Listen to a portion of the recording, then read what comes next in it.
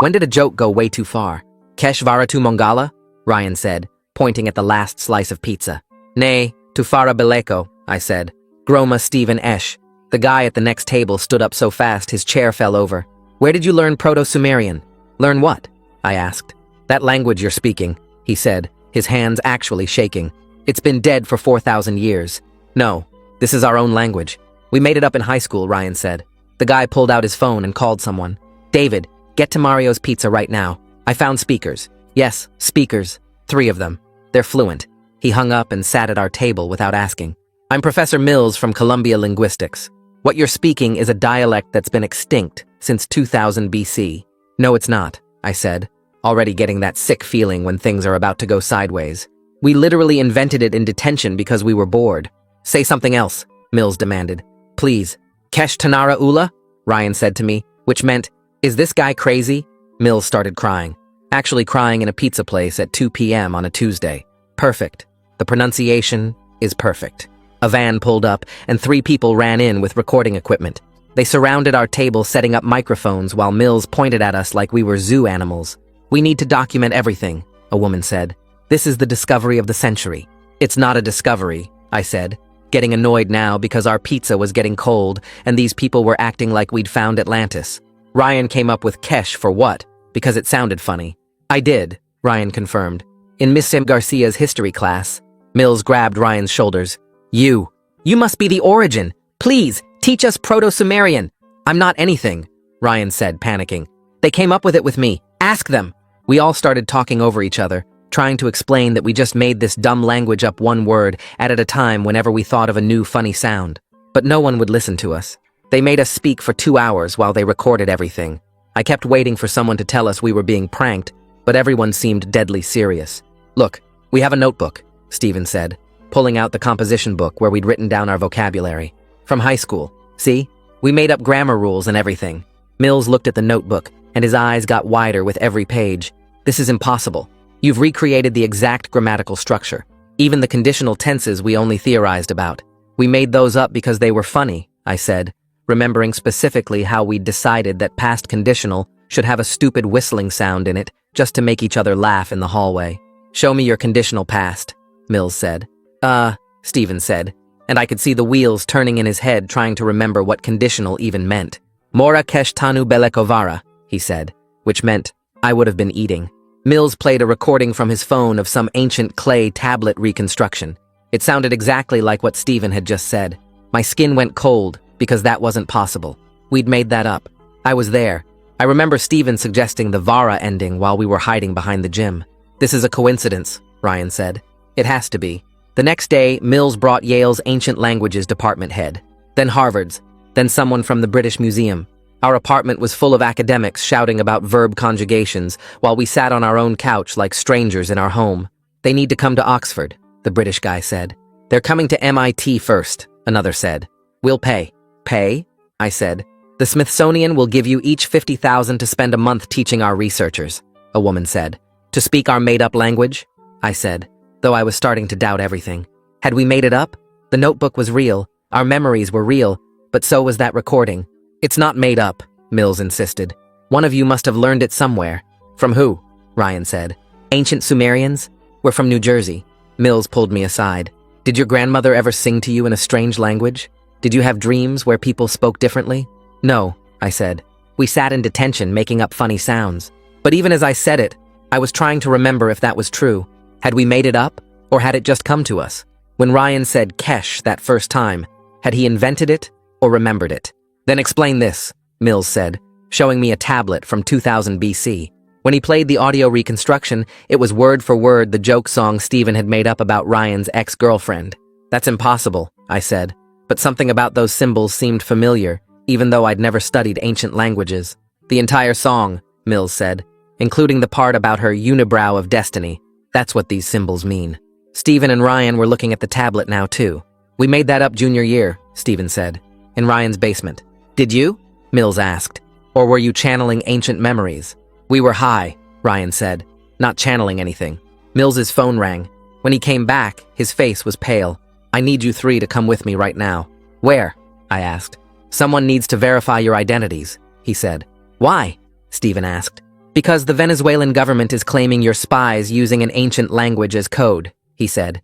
And the State Department wants to know how 3 kids from Jersey learned a language that's been dead for 4 millennia. We looked at each other and said simultaneously, Groma hella dit, which meant, we're screwed. Mills herded us into the van before we could process what he'd just said about the State Department. I found myself sitting with recording equipment pointed at my face, and all I could think was that our pizza was definitely cold by now. Mills kept asking us to repeat phrases while his colleagues frantically typed notes on their laptops. One guy adjusted a microphone boom so close to my mouth I could smell the foam windscreen. A woman in a Columbia sweatshirt filmed everything on her phone, while another person scribbled in a notebook with actual paper and pen, like we were in some kind of archaeological dig. I realized this wasn't going to blow over like a normal Tuesday weirdness. This was something else entirely. Mills sat across from me, practically vibrating with excitement and asking us to say random things in our made-up language. Ryan leaned over and whispered to me in a voice so quiet I barely heard him. He said the phrase we used to mean is this guy crazy, the one we'd made up specifically for talking about teachers behind their backs. Mills literally gasped, like Ryan had just recited Shakespeare. His hand flew to his chest, and his eyes got all wet and shiny. The woman with the microphone started crying too, actual tears running down her face, while she held the recording equipment steady. I got that sick feeling you get right before everything in your life changes forever. The kind of feeling I'd only had once before when my dad called to say my grandmother died. My stomach twisted and I wanted to throw up, but I just sat there frozen while these people treated our stupid detention joke like it was the most important thing they'd ever heard. I finally managed to interrupt and told them we needed to leave. Mills grabbed my arm and begged us to stay just 10 more minutes. His fingers dug into my forearm hard enough that I could feel them through my jacket. He promised it would be quick, just a few more phrases, just a little more documentation. Those 10 minutes turned into 2 hours of us speaking our dumb, made-up language while they recorded every sound. They made us conjugate verbs we'd invented as jokes. They asked us to describe objects in the van using our vocabulary. They wanted us to have a conversation about what we'd eaten for breakfast. Stephen kept checking his phone, and I could see him getting more stressed as time passed. Ryan looked like he wanted to punch someone.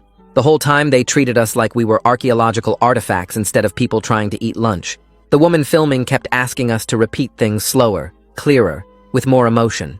Mills pulled out a tablet and showed us symbols from ancient clay tablets and asked if they looked familiar, which they didn't, but he seemed disappointed every time we said no. When we finally escaped back to our apartment, Ryan immediately called his parents to tell them what happened. I could hear his mom freaking out through the phone from across the room, her voice getting higher and louder until Ryan had to hold the phone away from his ear. She kept asking if we were safe, if we needed a lawyer, if we'd been arrested. Stephen pulled out our old composition notebook from high school, where we'd written down all the vocabulary. The cover was bent and stained with what looked like old coffee rings. Inside, our handwriting from junior year looked so young and messy, full of crossed-out words and doodles in the margins. We started going through it trying to figure out how this was even possible. Page after page of words we'd made up, grammar rules we'd invented, conjugation charts we'd drawn. I remembered writing most of this stuff. I remembered the day Stephen suggested we needed a past perfect tense, and we'd spent an entire lunch period figuring out how it should sound. But looking at it now, with Mills's voice still in my head talking about Proto-Sumerian, I felt less certain about everything. The next morning, I woke up to 17 missed calls and my phone blowing up with texts from numbers I didn't recognize. Someone from Yale wanted to interview us. A professor from Berkeley offered to fly us to California.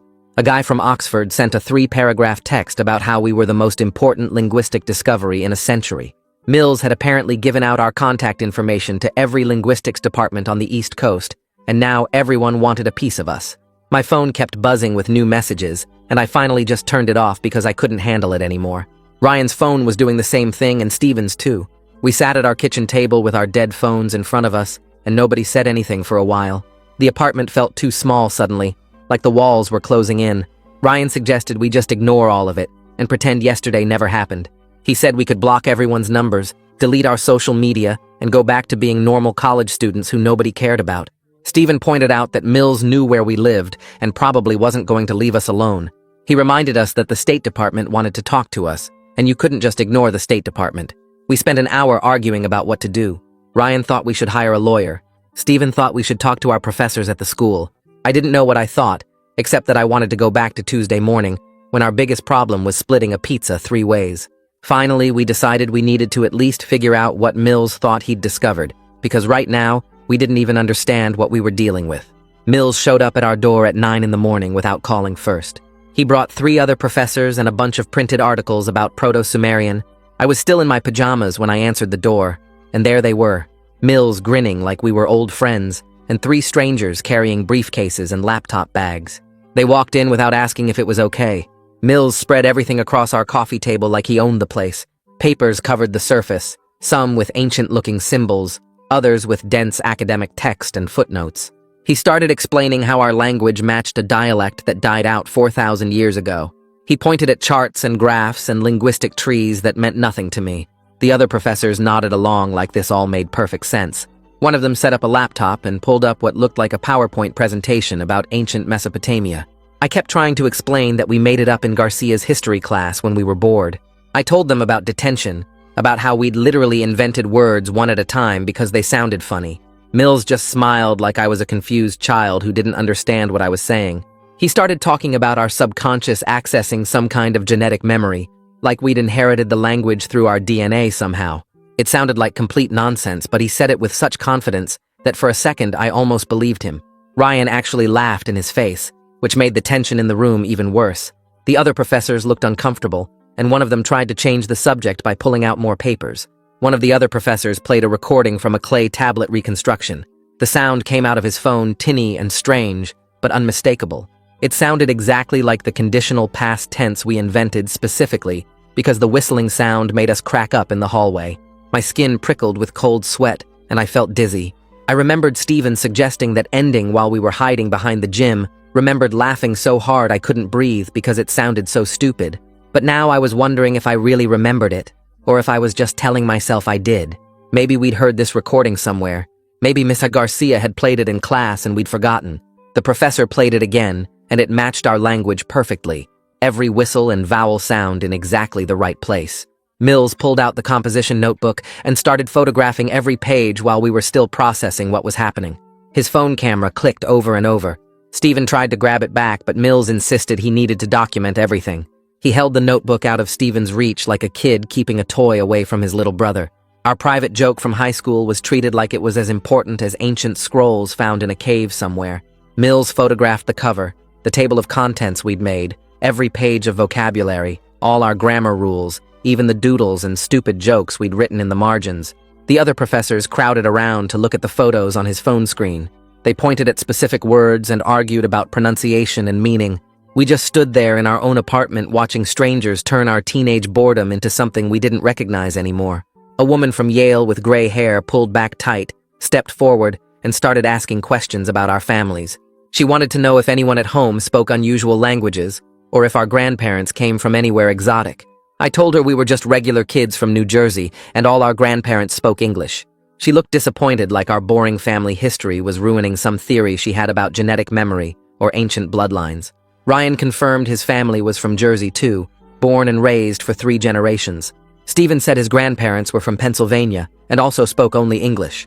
The woman made notes, but her shoulders slumped, like we were letting her down by being normal. Mills kept trying to redirect to the language itself, but she was fixated on finding some mysterious origin story that didn't exist. Another professor suggested maybe we'd been exposed to recordings as children, but we all shook our heads. The apartment felt smaller with all these people in it asking questions that had no interesting answers. Finally, after what felt like hours, they started packing up their recording equipment and papers. Mills made us promise not to speak to any other researchers until he could organize a proper study. We didn't promise anything but nodded just to get them out. The door closed behind the last professor, and we sat there in stunned silence for about 20 minutes. Nobody spoke or moved. Ryan finally broke the quiet by saying we should call a lawyer. Steven immediately said that was overreacting, and we didn't need legal help for speaking a language we made up. But I was starting to agree with Ryan because this felt like it was spiraling into something we couldn't control anymore. Mills had mentioned the State Department and Venezuela and spies. Those weren't words that went with normal college life. Steven argued that lawyers cost money we didn't have, and what would we even tell them? Ryan said we could find someone who did free consultations at least. I sat between them feeling the weight of whatever this was becoming. My phone started buzzing, and I saw an unknown number from a Massachusetts area code. I answered, and a man introduced himself as calling from Harvard. He said they wanted to offer us $50,000 each to spend a month teaching their researchers our language. I felt my brain stutter trying to process that number. $50,000. I was sitting there thinking about my student loans that kept me awake at night and my rent that was due in a week. 50,000 sounded like a solution to every problem I had, but something about it felt wrong, like taking money for a magic trick after someone figured out how you did it. The Harvard guy was still talking about travel arrangements and stipends, and I realized I hadn't said anything for like 30 seconds. I told him we needed time to think about it. He said of course, and he'd email a contract over. We had 48 hours to decide. I hung up and told Ryan and Steven about the offer. Ryan's eyes got huge and he said we had to take it. Steven immediately pushed back, saying we didn't even know if what we were speaking was actually Proto-Sumerian or just some weird coincidence. Ryan said it didn't matter what it was if Harvard wanted to pay us. Steven said it absolutely mattered, because we'd be lying if we pretended to know something we didn't. They started arguing for real, with Ryan accusing Steven of overthinking everything like always. Steven fired back that Ryan just wanted to cash in on something we didn't understand. Their voices got louder, and I tried to interrupt, but they kept going. Ryan said Steven was being stupid about turning down $50,000. Steven said Ryan was being greedy and dishonest. I finally yelled that both of them needed to shut up. They stopped and looked at me. I said I was torn, because $50,000 would change my life, and part of me didn't care if it was real Proto-Sumerian or not. The Harvard guy had already emailed the contract, and I pulled it up on my phone. The terms looked official and intimidating with legal language I didn't totally understand.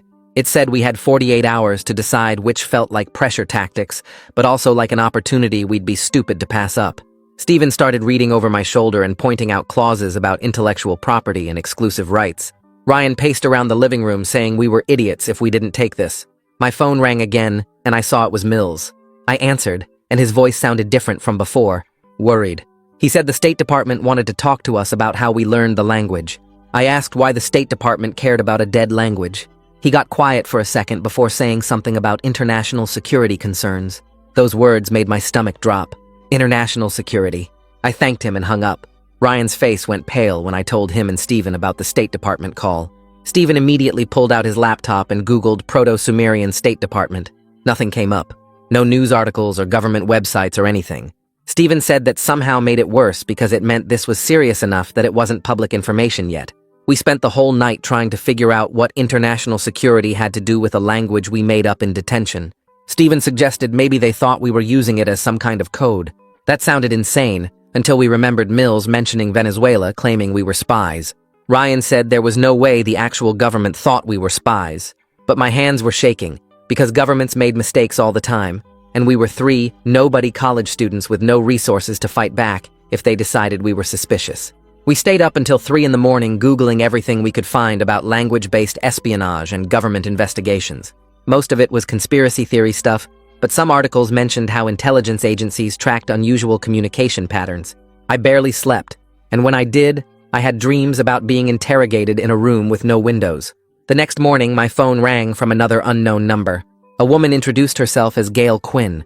She said she was an attorney who specialized in cases involving government inquiries and academic disputes.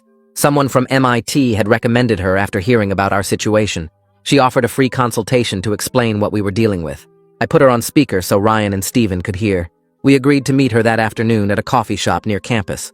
Gail turned out to be maybe 40 with short dark hair and a briefcase that looked expensive. She shook our hands and ordered us all coffee before sitting down. She was immediately more reassuring than anyone else we'd talked to.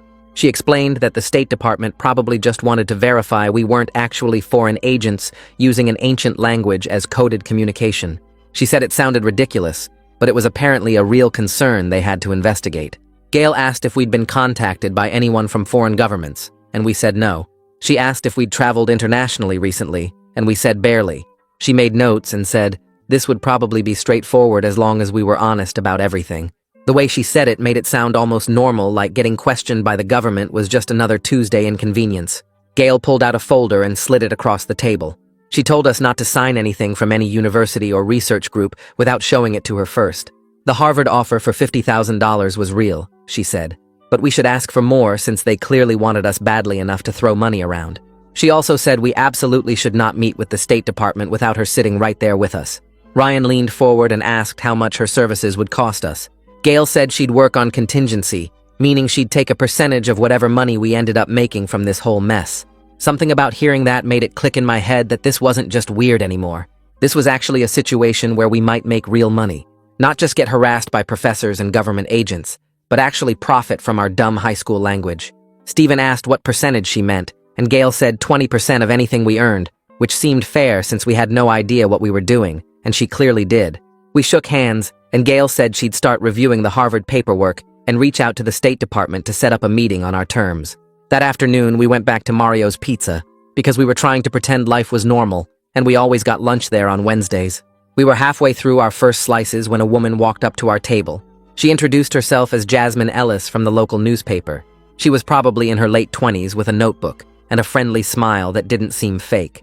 She asked if we'd be willing to talk to her about what it was like being at the center of an ancient language controversy. I immediately started to say no, because Gail had just told us not to talk to media. But Jasmine held up her hand and said she wasn't interested in the language itself, or whether it was real Proto-Sumerian. She said she was interested in how 3 regular guys were dealing with academics and government agents treating them like lab specimens instead of people. Something about the way she said it felt different from Mills and all his colleagues. Less like we were fascinating objects, and more like we were actual humans in a weird situation. Stephen suggested we should call Gail before agreeing to anything. Jasmine nodded and said that was smart. She pulled out a business card and set it on the table. Then she mentioned she'd found an old high school newsletter with a photo of the 3 of us in detention, the same year we supposedly invented the language. She said she was wondering if we wanted to tell our side of the story before someone else told a different version. That made my stomach twist, because I hadn't thought about other people controlling the narrative. Stephen picked up her card and said we'd call her after talking to our attorney. Jasmine thanked us and left without pushing, which made me think maybe she actually was different from the other reporters who'd been calling nonstop. We called Gail right from the pizza place. She answered on the second ring, and we explained about Jasmine and her approach.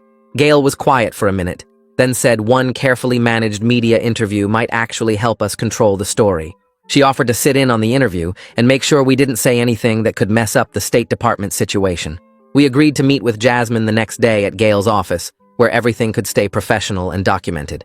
That night, I lay in bed staring at the ceiling and thinking about the conditional past tense. I kept trying to remember exactly how we came up with that whistling sound. The more I tried to pin down the specific memory, the fuzzier it got. I could see Stephen and Ryan and me standing behind the gym. I could feel the cold metal of the building against my back, but I couldn't remember who suggested the whistling or why it seemed funny. Part of me started wondering if Mills was right about subconscious influences, even though that sounded like complete nonsense. Maybe we had heard something somewhere and just forgot about it. But that didn't explain how we'd recreated an entire grammatical structure. I didn't fall asleep until almost 3 in the morning. Stephen woke me up by shoving his phone in my face. He'd found a Reddit thread about us with hundreds of comments. People were arguing about whether we were frauds trying to get famous, or geniuses who'd somehow channeled ancient knowledge. Someone had posted our address and phone numbers in the comments. Other people had added photos of our apartment building and our class schedules. The comments ranged from people calling us liars who deserved to be exposed, to people saying we were proof of reincarnation and past lives. Nobody in the thread seemed to consider that we might just be 3 confused guys who didn't understand what was happening. Ryan came out of his room and looked at the phone. He said we needed to call Gail immediately. Gail answered even though it was barely 8 in the morning. We told her about the doxing, and she said this was serious enough that we should think about staying somewhere else for a few days. She'd also gotten a formal request from the State Department for a meeting. She was working on negotiating the terms to make sure we weren't walking into some kind of interrogation room situation. She said she'd call us back in an hour after she talked to her contacts about the online harassment. Ryan's parents called 20 minutes later. They'd seen something online about the whole situation, and his mom was freaking out. They offered to let all 3 of us stay at their house until things calmed down. Ryan put them on speaker, and we could hear his mom saying the guest room had 2 beds, and Stephen could take the couch. But that felt like giving up, like admitting we couldn't handle our own lives. We talked it over after Ryan got off the phone. We decided to stay in our apartment but change our phone numbers and make all our social media accounts private. When Gail called back, we told her our plan. She said that was a reasonable compromise, as long as we stayed aware of our surroundings and didn't answer the door for anyone we didn't know. 2 days later, we drove to Gail's office for the interview with Jasmine. The office was in a boring building downtown with gray carpet and fluorescent lights that buzzed.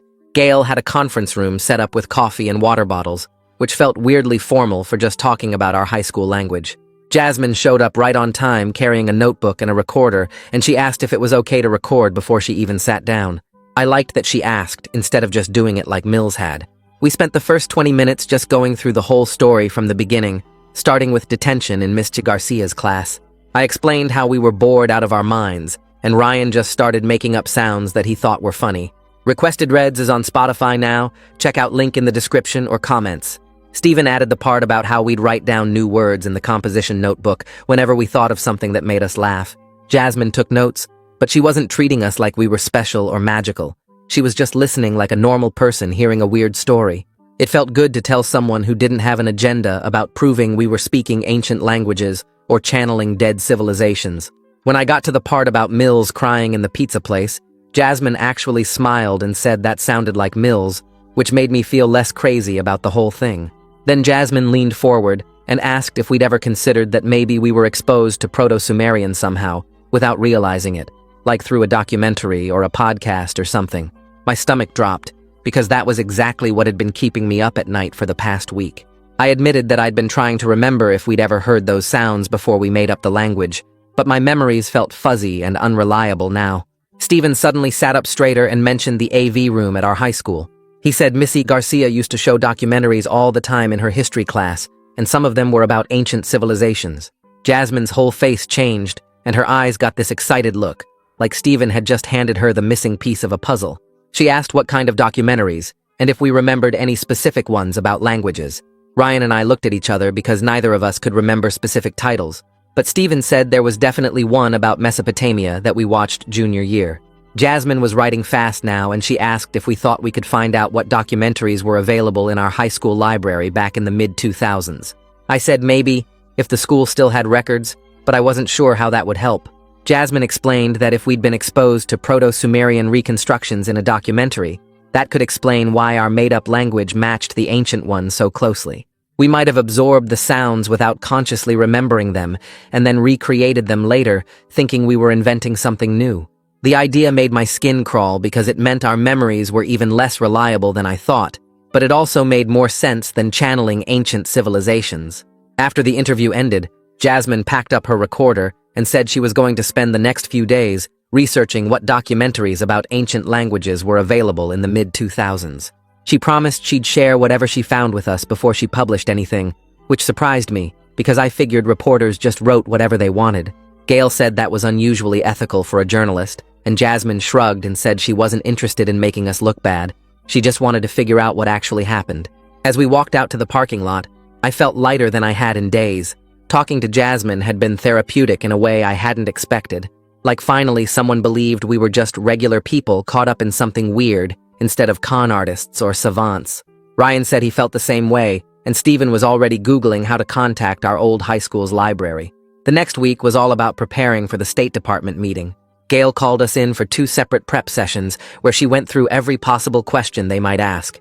She said they'd probably want to know about our families, our travel history, anyone we knew from Venezuela or other foreign countries, and any exposure we'd had to foreign languages or cultures. I kept thinking it was overkill because we were just 3 guys from New Jersey who'd never been anywhere, but Gail insisted we needed to have clear, consistent answers ready. She made us practice responding to questions without getting defensive or sarcastic, which was harder than it sounds because the whole situation felt ridiculous. Ryan kept wanting to joke about it, but Gail shut that down fast and said the State Department wouldn't find spy accusations funny even if they were obviously false. Steven was the most nervous about the meeting, and he kept asking what would happen if they didn't believe us. Gail repeated multiple times that we weren't under investigation and this was just documentation, but I could tell Steven wasn't convinced. The morning of the State Department meeting, I woke up with my stomach in knots. We all met at Gail's office and drove together to a government building that looked like every boring federal office in movies. Security made us go through metal detectors and sign in, and then we waited in a bland conference room for 20 minutes. When Luis Mercier finally walked in, I was surprised because he was way younger than I expected, maybe early 30s, and he was wearing a regular suit instead of whatever intimidating outfit I'd imagined State Department people wore. He shook all our hands and sat down across from us, and the first thing he said was that we weren't under investigation and he just needed to document our background for their files. His voice was calm and professional, and somehow that made me feel better than anything Gail had said during prep. The meeting turned out to be mostly boring questions that we'd already practiced answering. Luis asked where we'd traveled, and I said barely anywhere except one family trip to Florida when I was 12. He asked who we knew internationally, and Ryan said nobody, unless you counted his cousin who studied abroad in Spain for a semester. He asked how we learned the language, and we all explained the detention story again, which was starting to feel rehearsed from how many times we'd told it. Luis took notes on a laptop and occasionally asked follow-up questions, but nothing felt accusatory or suspicious. He asked about our families' backgrounds, and we explained that we were all just regular American families with no interesting foreign connections. When Luis asked if we'd ever been contacted by foreign nationals about the language, I almost laughed because the only foreign national who'd shown any interest in us was apparently the Venezuelan government, who thought we were spies. I said that out loud before I could stop myself, and Luis didn't smile. He made a note on his laptop that looked more serious than the other notes, and I felt Gail's foot tap mine under the table like a warning. Gail interrupted and asked what the actual concern was here, and Luis stopped typing to look at us directly.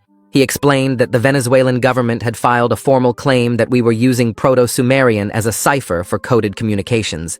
He said it was almost certainly paranoid nonsense because there was no evidence of us communicating with anyone in Venezuela or having any connection to Venezuelan affairs.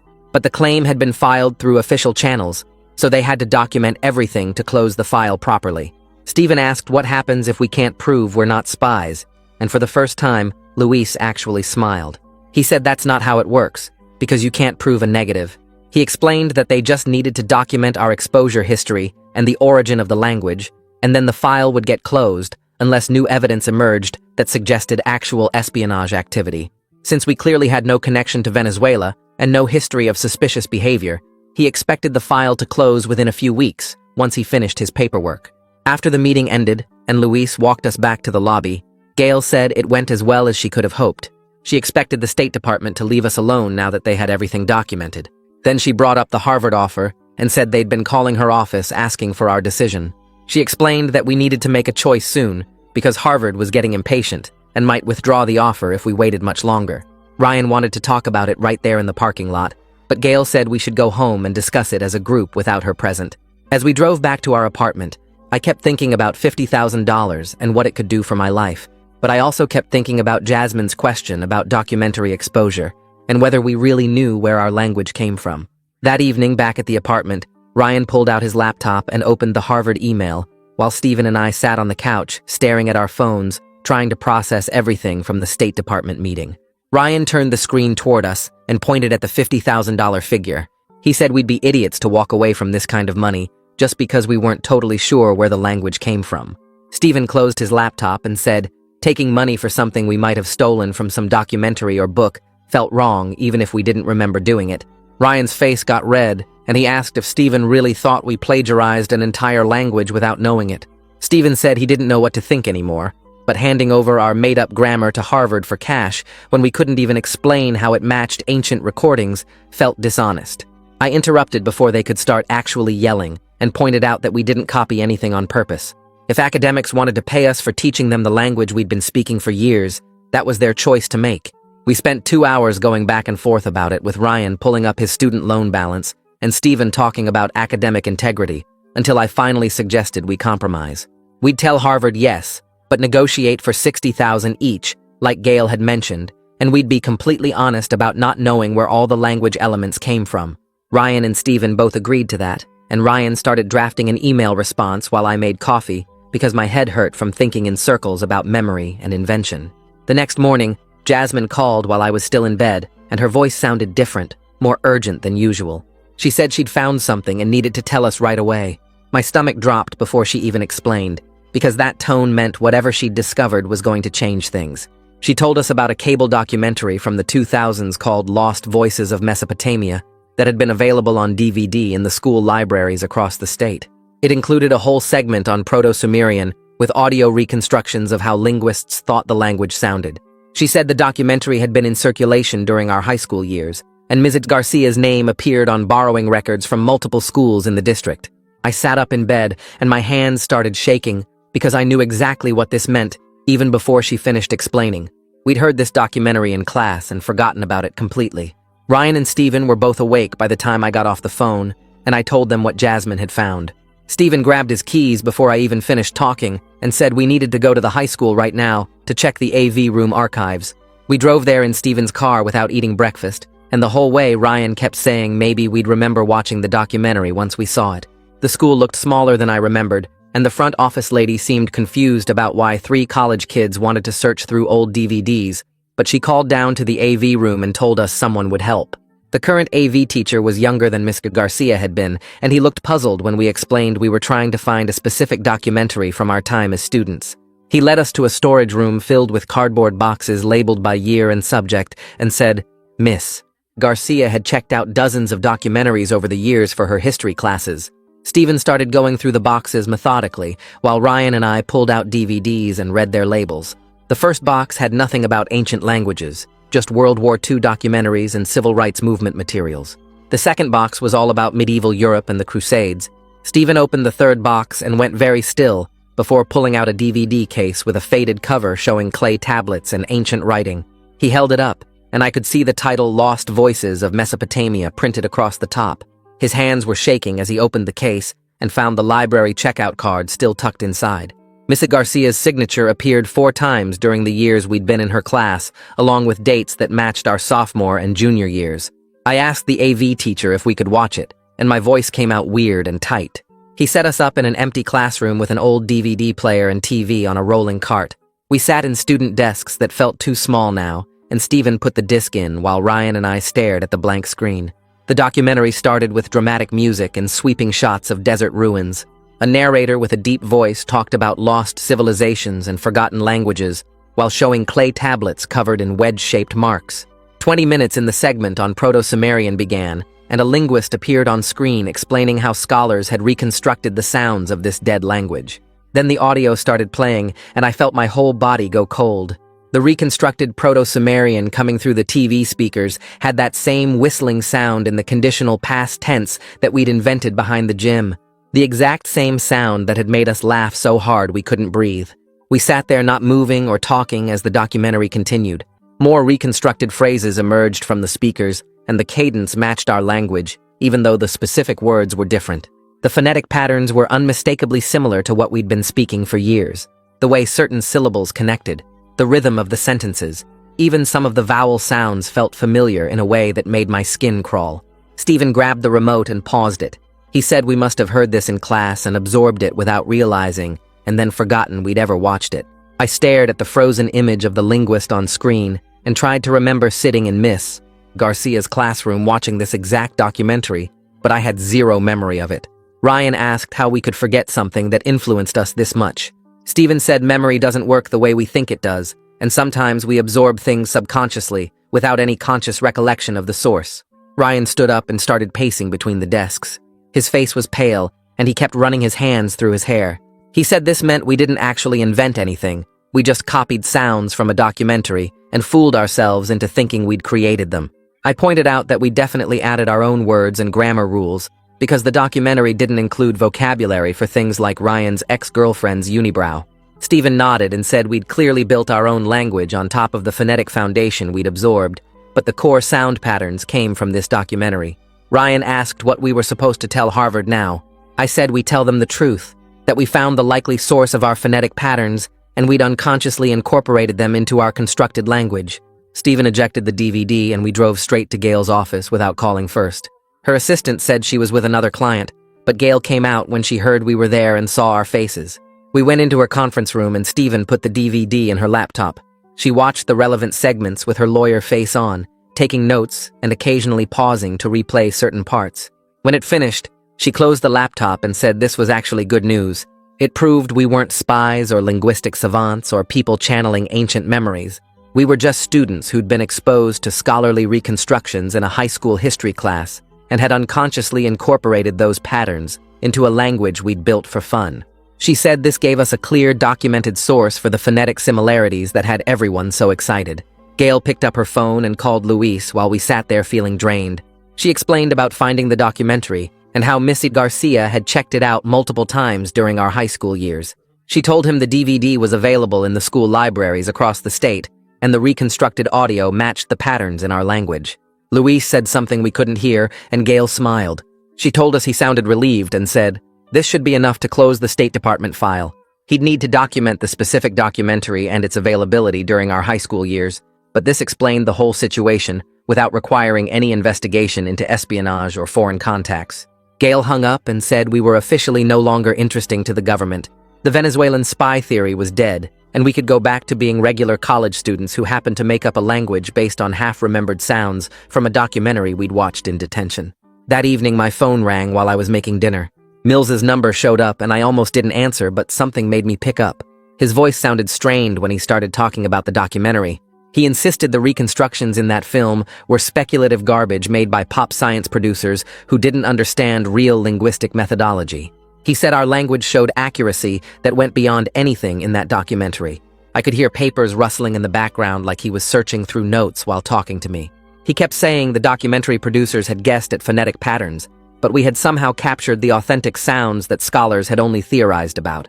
I told him we'd literally watched that documentary in high school and absorbed the sounds without realizing it. He went quiet for a long time before saying he needed to review his data again. When he hung up, I knew his big discovery was falling apart, and part of me felt bad for him, even though this whole mess was his fault. The next morning, an email arrived from someone named Minerva Dougherty. She introduced herself as a linguist who specialized in ancient languages and said she'd been arguing with Mills for days about his Proto-Sumerian claims. She'd heard about the documentary and wanted to run some tests comparing our language to both the documentary audio and current scholarship. She said the tests would be blind, so we wouldn't know what we were being compared against. She promised the results would be published regardless of what they showed. Something about her straightforward approach made me trust her more than Mills. I forwarded the email to Ryan and Stephen, and we agreed to participate. Minerva scheduled us for 2 days at MIT the following week. The testing happened in a small lab with recording equipment and computers. Minerva had us speak phrases in our language while cameras captured everything. Then she gave us written phrases in English and had us translate them without any context about what she was testing. She recorded us transcribing sounds she played and asked us to explain our grammar rules. The whole process felt clinical and scientific, in a way that Mills's excited documentation never had. On the second day, she had us work separately, so we couldn't influence each other's answers. I sat in a booth translating phrases and realized how much of our language really did follow English sentence structure. When Minerva called us back 3 days later, she sounded gentle but firm. The results showed our grammatical structure mirrored modern English way more than Proto-Sumerian.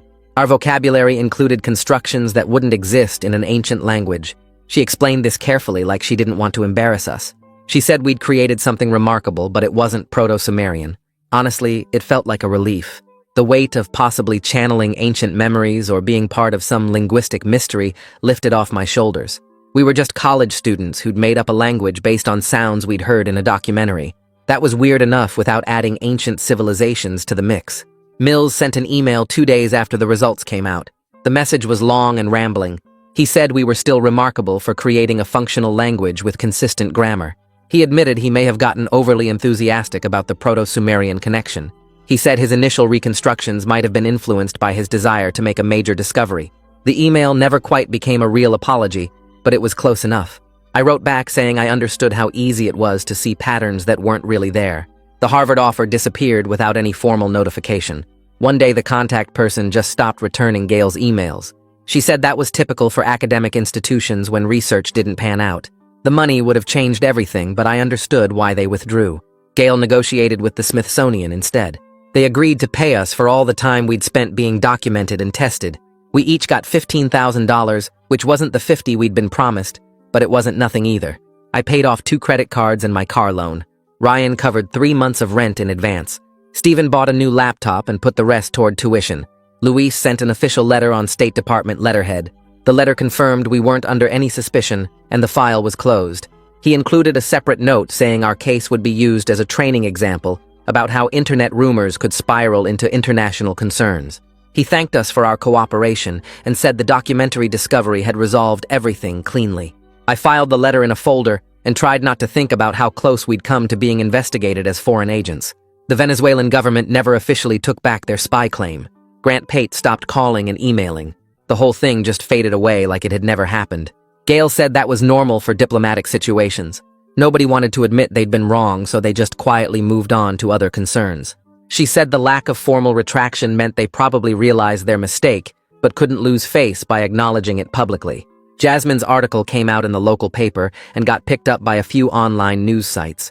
She explained the whole documentary connection and interviewed Minerva about how linguistic memory worked. She included quotes from us about how strange it felt to discover we hadn't invented something we were completely sure we'd created. The article was fair and didn't make us look stupid. She focused on the psychology of memory and creativity rather than treating us like frauds or fools. Reading it made me realize how easily our brains had rewritten our memories to make us feel like originators instead of unconscious imitators. The online harassment shifted after Jasmine's article. People stopped doxing us and sending threats. Instead, they made memes about us being fake ancient language bros. Someone created an image macro of the three of us with text saying we'd discovered Proto-Sumerian at the mall. Another meme showed our faces photoshopped onto ancient Sumerian statues with captions about channeling spirits from detention. Ryan started laughing at some of them, which helped diffuse the tension. He sent me one showing us as ancient priests, with the caption about inventing history in Mrs. Garcia's class. The mockery stung less than the threats. At least people had moved on from thinking we were dangerous spies or linguistic savants.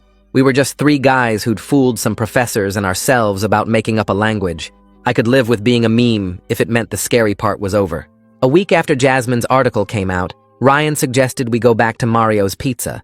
Steven and I agreed because we needed to reclaim that space and stop letting it feel like the place where everything went wrong. We walked in on a Thursday afternoon, and the same guy was working behind the counter, the one who'd watched Mills cry into our table that first day. He nodded at us like we were regular customers and asked what we wanted. We ordered a large pepperoni and sat at our usual table near the window. The pizza came out hot, and nobody stared at us or pulled out recording equipment. The guy at the next table was just scrolling his phone and eating breadsticks. He didn't care about Proto-Sumerian or ancient languages or anything except his lunch. Ryan took a bite and said, this was the first time in 3 weeks that pizza tasted normal. Steven agreed, and we sat there eating like regular people instead of specimens being studied. The relief felt physical, like I could finally unclench muscles I didn't know I'd been tensing. When we finished, we paid and left, and nobody stopped us or asked questions or tried to document anything. Outside on the sidewalk, Steven said we should probably finish documenting our language properly, not for academics, but just for ourselves. Ryan asked what he meant, and Steven explained that we had this notebook full of vocabulary and grammar rules, but we'd never actually organized it or figured out what parts we definitely invented versus what we might have absorbed from that documentary. I said that sounded like a good weekend project, and we agreed to do it. Back at the apartment, we pulled out the composition notebook and spread it across the coffee table, along with the Lost Voices DVD and a laptop. Steven suggested we go through page by page and add notes about our memories of creating each word or rule. We spent Saturday and Sunday doing exactly that, playing sections of the documentary and comparing them to our notebook entries. Some words we could definitely trace to the documentary, like the basic greetings and numbers. Other words we were certain we'd invented, like the slang terms we'd made up for teachers we didn't like. The grammar rules were harder to pin down because the documentary only covered basics, and we'd built this whole complicated system of tenses and conditionals. Steven noted which rules matched the documentary's reconstructions, and which ones seemed to be our own additions influenced by English and Spanish grammar. Ryan found it weird to see our high school invention laid out like this, half absorbed and half created. I admitted it made me feel less special, but also less confused about where it all came from. By Sunday evening, we had a fully annotated notebook that showed the mix of sources, and Steven said we should keep this for ourselves as a record of what actually happened. Ryan suggested we could make a podcast about the whole experience, walk people through how we accidentally fooled linguistics professors with a language we thought we'd invented. Steven and I immediately said no. Ryan looked disappointed, but I explained that we were done being public figures, and I just wanted to be a regular student again. Steven agreed and said he was tired of people treating us like curiosities or frauds or anything other than three guys who made a mistake. Ryan admitted he understood and said he was probably just thinking about the podcast because he felt sidelined during the whole thing. I told him we'd all been sidelined by academics who didn't care what we actually thought or felt. Steven said the best thing we could do now was step back and let it all fade away. We agreed that we were done with interviews and attention and being the language guys. The next day, I called Gail and asked if she could help us draft a statement for social media. She said that was smart and came over that afternoon with her laptop. We worked together to write something clear and direct that explained the documentary connection without being defensive or apologetic. The statement said we'd discovered we'd been exposed to Proto-Sumerian reconstructions in high school and had unconsciously incorporated them into a language we thought we'd invented from scratch. We explained that we weren't linguistics experts or ancient language speakers, just students who'd made an honest mistake about the origins of our own creation. We made it clear we weren't doing any more interviews. We weren't teaching the language to anyone, and we weren't interested in any more attention or opportunities related to this situation. Gail helped us strike the right tone, factual but firm about our boundaries. We posted the statement on all our social media accounts and then made everything private except that one post. Within hours, we started getting responses, most of them supportive or at least understanding. A few people still called us frauds, but the majority seemed to accept our explanation and move on. Gail said this was the best outcome we could hope for, a clear public statement that gave people closure without feeding the controversy.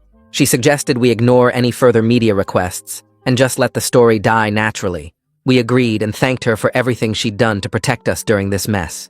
A week after we posted the statement, I got an email from Mills. The subject line said apology, and I almost deleted it without reading. But something made me open it, and I found a genuine, thoughtful message that surprised me. Mills wrote that he'd let his excitement override his scientific skepticism, and he'd treated us like discoveries instead of people. He admitted he'd gotten caught up in the possibility of finding living speakers of a dead language, and had ignored all the evidence that contradicted his theory. He said he was taking a sabbatical from Columbia to reevaluate his research methods and think about how his enthusiasm had hurt us. The email ended with a sincere apology for the disruption and stress he'd caused our lives. I read it twice, and then showed it to Ryan and Stephen. Ryan said it was too little too late, but Stephen said it took courage to admit you'd been wrong like that. I decided to write back and said I appreciated the apology and hoped his sabbatical helped him find better balance between excitement and skepticism. I didn't say we forgave him because I wasn't sure I did, but I acknowledged his effort to make amends.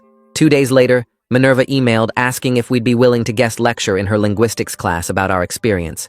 She said she wanted to focus on how easy it is to fool yourself about the origins of your own ideas and how memory can be unreliable even when it feels certain. She promised it wouldn't be exploitative and we'd have full control over what we shared. Stephen thought it sounded like a constructive way to close this chapter. Ryan agreed it might help other students avoid making similar mistakes. I said yes, as long as Minerva kept her promise about it not being exploitative. She confirmed, and we scheduled the lecture for the following week. The guest lecture happened in a small classroom with about 30 students. Minerva introduced us and explained the basic situation without sensationalizing it.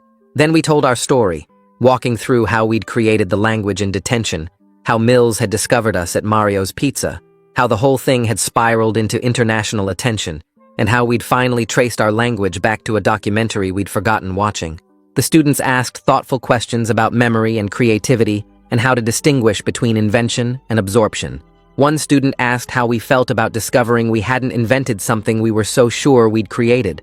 I said it was disorienting, but ultimately less scary than thinking we'd somehow channeled an ancient language. Another student asked if we still used the language, and Stephen admitted we sometimes caught ourselves speaking it without thinking. The best moment came when a student said our story made her realize she needed to be more careful about citing sources and checking where her ideas actually came from. That made the whole mess feel worthwhile, like maybe our mistake could help someone else avoid the same trap. After the lecture, Minerva thanked us, and several students came up to say they appreciated our honesty. Walking back to our apartment, Ryan said that felt like closure. Stephen agreed, and I realized he was right. 3 weeks after everything started, we were sitting in our apartment eating pizza and watching TV like normal people. Some reality show was playing and we were barely paying attention, just enjoying the mindless entertainment after weeks of stress. Stephen mentioned that he sometimes caught himself starting to speak our made-up language and had to consciously switch back to English. Ryan laughed and said he did the same thing, especially when he was tired or not thinking about it. I admitted I'd done it twice that week, once at the grocery store and once in class. We agreed it was weird how the language had become automatic, even though we'd only used it as a joke for years. Stephen said it proved how easily our brains absorb and reproduce patterns without conscious effort. Ryan said it also proved we'd actually created something functional, even if it wasn't entirely original. That led to a conversation about what we should do with the language going forward. We made a pact that if we were going to keep using it, we'd only do it intentionally, and we'd acknowledge it was a constructed language, influenced by a documentary we'd seen in high school. We agreed the mystery of exactly how much we'd invented versus absorbed probably wouldn't ever be completely solved, and we were okay with that ambiguity now. Stephen said maybe not knowing everything was better than the false certainty we'd had before. Ryan said he just wanted to be the guys who accidentally fooled some professors, instead of the guys who were still trying to figure it all out. I agreed, and said life was going back to normal, or at least our new normal, where we had this weird story that would probably follow us forever, but didn't define us anymore. We finished our pizza and went back to watching TV. 3 regular students with an unusual past, but an ordinary present. And that's today's story. I'm honestly just happy you were here to hear it, because it makes every word mean a little more. I hope it left you smiling or at least a bit lighter. Subscribe if you'd like to stick around for more.